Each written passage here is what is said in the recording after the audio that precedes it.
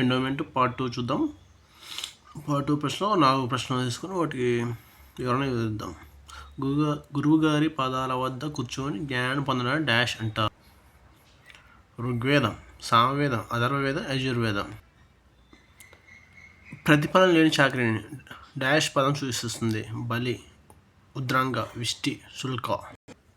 Dakshineswar సన్యాసిని and dash అంటారు. రామకృష్ణ పరమహంస, బసవుడు, రామాచార్యులు, వల్లభాచార్యులు. రుక్మిణీదేవి వివాహం శ్రీకృష్ణుడితో జరుగుతుంది. ఏ సూచిక తెలిపింది? 1 కన్ను, 2 బాణం, 3 పరీక్ష, 4 ఆకాశవాణి. ఇందులో ఇది రైట్ చెప్పండి. గురుగారి పదాల వద్ద కూర్చొని జ్ఞానం పొందడాన్ని డాష్ అంటారు. ఋగ్వేద, సామవేద, అథర్వవేద, యజుర్వేద. ఇవి అన్ని వేదాల గురించి ముందు తెలుసుకుందాం మనం. ఉపనిషత్తులో మొత్తం 4 వేదాలు ఉంటాయండి. 4 వేదాల అర్థం ధర్మం, అర్థం, కామం, మోక్షం.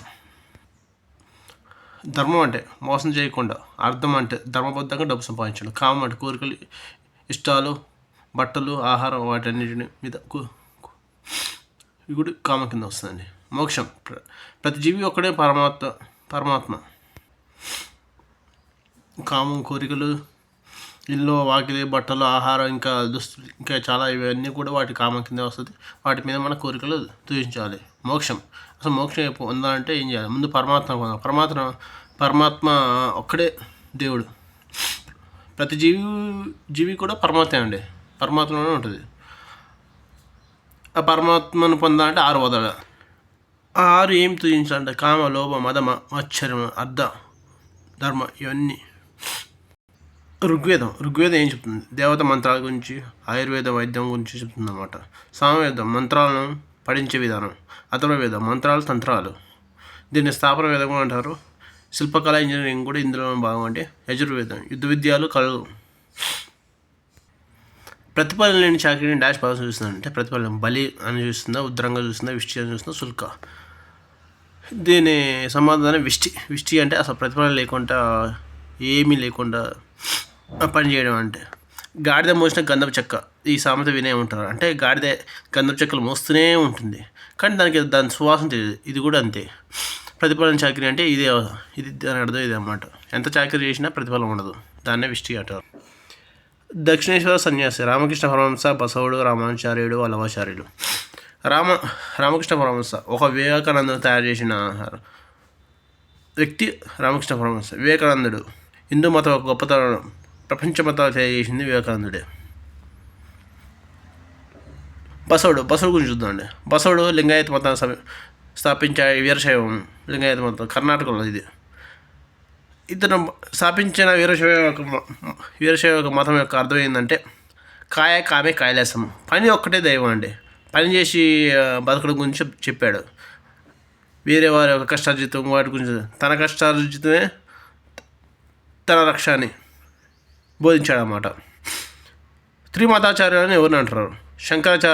శంకరరామ మధ్వాచార్యులని త్రిమతాచార్యులు అంటారు. శంకరాచార్యుడు కేరళలో పుట్టాడు, కల్లడి గ్రామంలో. రామానుజాచార్యులు తమిళనాడు బోధపురి గ్రామం పుట్టాడు. మధ్వాచార్యుడు కర్ణాటకలో పజక అనే గ్రామం పుట్టాడు. శంకరాచార్యులు ప్రబోధించిన తత్వం ఏంటంటే అద్వైతం. రామానుజాచార్యులు విశిష్ట ద్వైతం, మధ్వాచార్యులు ద్వైతం అంటే భక్తి లేక తత్వం ఇప్పుడు చెప్పారు. అద్వైతం అంటే ఏం చెప్తుంది? అద్వైతం అంటే దేవుడు ప్లస్ జీవుడు ఒక్కడే. అంటే దేవుడు ఉంటాడు, జీవుడు ఉంటాడు. శంకరాచార్యులు చెప్పారు. రామానుజాచార్యులు విశిష్ట దైవం అంటే ప్రతి వ్యక్తుల్లో దైవం ఉంటుందండి, అది చెప్పాడు. అంటే జీవుల్లోనే దైవం ఉంటుంది, అది విశిష్ట దైవం అంటే భక్తి మార్గం. దీన్ని తత్వశాస్త్రం కూడా అంటారండి. దేవుడు జీవుడు వేరు అయిన చెప్పాడన్నమాట. దీన్నే ద్వైతం అంటారు. ఏకేశ్వర పాసం అని బ్రహ్మ ఒకటే అని చెప్పారంట శంకరాచార్యులు. బ్రహ్మ ఒకటే అని చెప్పారు. వల్లభాచార్యులు పుష్టి మార్గం అంటే కృష్ణుని కృప అంటే మనకి అన్నీ లభిస్తుందని వల్లభాచార్యులు చెప్పారన్నమాట. ఇప్పుడు మన రుక్మిణీదేవి వివాహాన్ని శ్రీకృష్ణుడు శ్రీకృష్ణుడు జరుగుతుందని ఏ సూచిక తెలిపింది? కన్ను, బాణం, పరీక్ష, ఆకాశవాణి. అసలు రుక్మిణీదేవికి శ్రీకృష్ణుడు చేసుకోవాలని తనకు కోరిక ఉంటుంది, శ్రీకృష్ణుడికి రుక్మిణీదేవిని చేసుకోవాలని తనకు కోరిక ఉంటుంది. అయితే రుక్మిణీదేవి యొక్క అన్నదమ్ములు మొత్తం ఎంత ఉంటారు? నలుగురు ఉంటారండి. నలుగురు అన్నదమ్ములు ఉంటారు మొత్తం. సారీ అంటే నలుగురు కాదు, 5 అన్నదమ్ములు. 5 అన్నదమ్ములు అంటే పెద్దవాడే రుక్కి అన్నమాట. రెండోవాడు రుక్కిరథ, రుక్కిబాహు, రుక్కికేశ, రుక్కినేత్ర. చివరి అమ్మాయి ఎవరు అంటే మన రుక్మిణీదేవి. వీళ్ళంతా భీష్మకుడి సంతానం అన్నమాట. మన ఆ రుక్మిణీదేవి వాళ్ళ అన్నకి ఎప్పుడు చూసిన మన శిశుపాలుడికి తన చెల్లెలు ఇవ్వాలని కోరుకుంటున్నాడు. కృష్ణుడికి ఏమో రుక్మిణీదేవి మీద మనసు ఉంటుంది. అయితే ఈ వీళ్ళ వివాహం ఎలా జరుగుతుందో మరి ఒకసారి మన రుక్కి ఏం చేస్తాడంటే వాళ్ళ అన్న ఏం చేస్తాడంటే, నేను ఇట్లా ఇది గౌరీ వ్రతం చేస్తున్నాను చెల్లె, నువ్వు తొందరగా వచ్చి మరి చేసుకుందంటే ఆమె ఒప్పుకోకపోతే కొంచెం భయపెట్టిస్తాడు అన్నమాట. రుక్మిణీదేవి వస్తావా రావా అని కొంచెం భయపెట్టేస్తూ వస్తుంది. అయితే వచ్చే ముందు తనకి ఏం జరుగుతుందంటే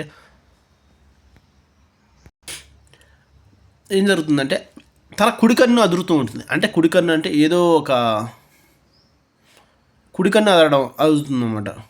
కుడికన్ను అదురుతుంది అంటే శిశుపాలుడికి తన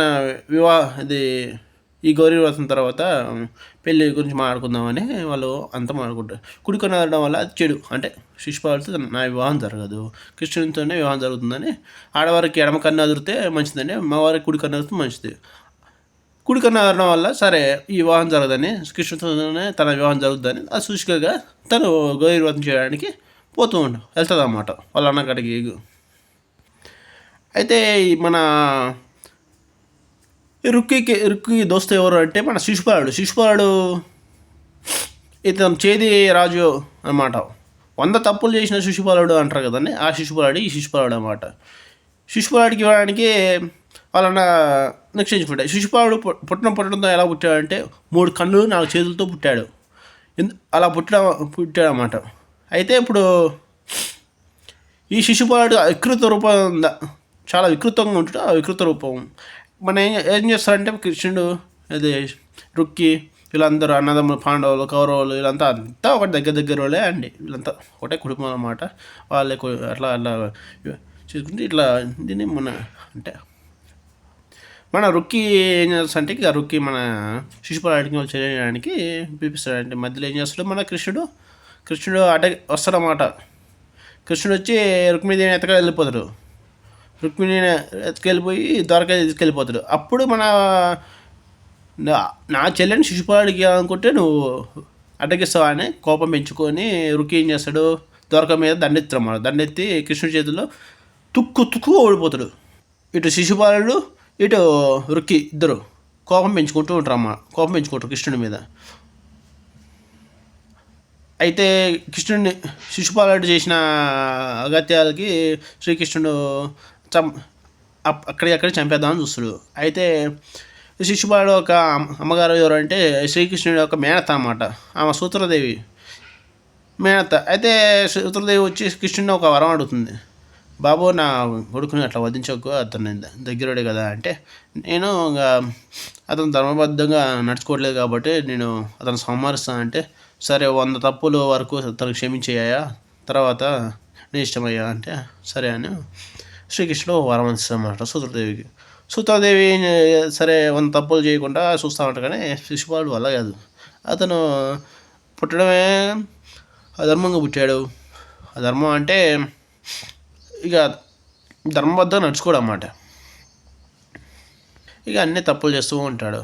100 తప్పులు చేస్తాడు. 100వ తప్పు ఏంటంటే తెలుసా, మన ధర్మరాజు రాజసూయ యాగం చేయడానికి అందరిని పిలుస్తారు అన్నమాట. దగ్గర దూరంలో అందరూ పిలుస్తారు. ఇక్కడ రుక్మిణీదేవి వస్తాడు, శిశుపాలుడు వస్తాడు, అందరూ వస్తారు. శ్రీకృష్ణుడు వస్తాడు, పాండవులు వస్తారు, కౌరవులు వస్తారు, అందరూ వస్తారు. ఈ రాజసూయ యాగంలో మరి రుక్కి శిశుపాలుడు ఇద్దరు మరణం చెందుతారు. ఎందుకు మరణం చెందుతారంటే 100వ తప్పు భీష్ముడిని బ్రహ్మచర్యం అంటే 100వ తప్పు ఏంటంటే భీష్ముడు బ్రహ్మచర్యం, అతను బ్రహ్మచర్యం ఉండడం, పెళ్లి చేసుకోపోవడం అదొక పెద్ద ఇదని అడ్డమైన మాటలు మాట్లాడుతాడు. ఆ బ్రహ్మచర్యాన్ని అవమానిస్తూ ఉంటాడు. అప్పటికే దాంతో 100 తప్పులు అయిపోతాయి అన్నమాట. ఆయన శ్రీకృష్ణుడు వదిలేస్తాడు రుక్కిని, నూటొక్క తప్పు ఏంటంటే శ్రీకృష్ణ ఘోరంగా అవమానిస్తాడనమాట. ఈ దెబ్బకి తన ఒక సుదర్శన చక్రాన్ని తీసేసి ఈ రాజాభిషేకంలోనే సంహరిస్తాడు శిశుపాలుని. అసలు శిశుపాలుడు జన్మించిన తర్వాత ఈ శిశుపాలుడు కంటే శ్రీకృష్ణుడు చాలా చిన్నవాడు కదా. శ్రీకృష్ణుడు జన్మించగానే శిశుపాలుడు ఎత్తుకుంటాడు అన్నమాట శ్రీకృష్ణుని ఎత్తుకోగానే తన ఒక వికృత రూపం అంటే 3 కళ్ళు 4 చేతులు అవి మాయమైపోతాయి.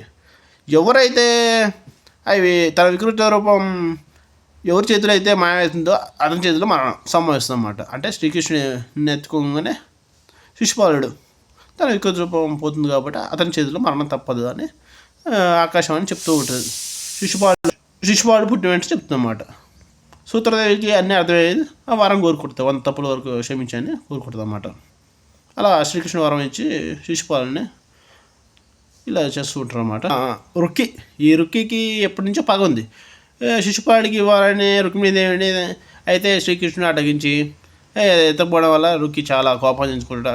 ఈ రుక్కికి ఇక ఈ రాజాశివలోనే మన బలరాముడితో మాటలు వాదనలు పొట్లాడలు జరుగుతుంటాయి అన్నమాట. నువ్వు గొప్ప అంటే భీష్ముడు అంటే మన బలరాముడు రుక్కిని చంపేస్తాడు. వీళ్ళిద్దరు అన్నదమ్ములు శ్రీకృష్ణుడు బలరాముడు, వీళ్ళిద్దరు అన్నదమ్ములు మన శిశుపాలుడు వీళ్ళిద్దరు దోస్తులు కాబట్టి వాళ్ళిద్దరు కలిసి వీళ్ళిద్దరిని చంపేస్తారు. ఇదే రాజాశివుడు. ఇక్కడితో ఈ కథ సమాప్తం అయిపోతుంది. శిశుపాలుడు రుక్కిది కథ.